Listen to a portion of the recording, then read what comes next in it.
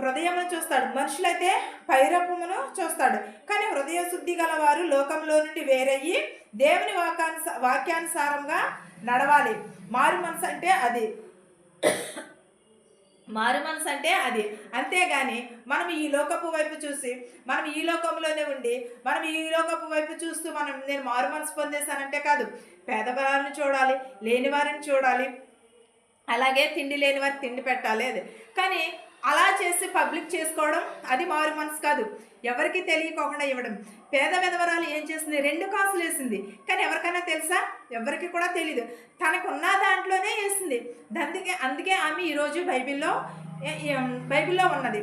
లేకపోతే ఆమె తెలియదు కదా ఎవరికి. ఆమె వేసినట్టు నీకు నాకు తెలుసా?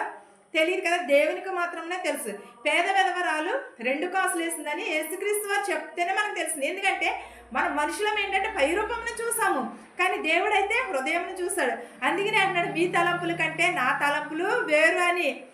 ఆయన తలంపును బట్టే కదా మనకు తెలిసింది. లేదా మన తలంపునైతే మన పైరూపంను చూసాము. ఆమె పేద విధవరాలు కాబట్టి ఏమి వేసిందిలే అని అనుకున్నారు. కానీ దేవుడు హృదయమును చూసి ఆమె వేసిన కానుకలను దీవించాడు, ఆశీర్వదించాడు.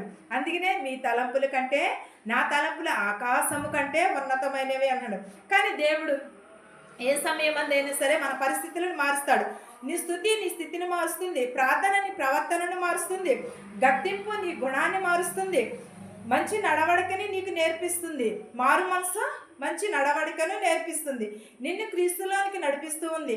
మారు మనసు పరలోక రాజ్యానికి చేరుస్తుంది, నిన్ను పరిశుద్ధాత్మ వైపు కూడా నడిపిస్తూ ఉంటుంది. పరిశుద్ధత నిన్ను పరలోకానికి నడిపిస్తూ ఉంటుంది. కానీ మనం ఏమని కలిగి ఉండాలి? పరలోకంలోని మనం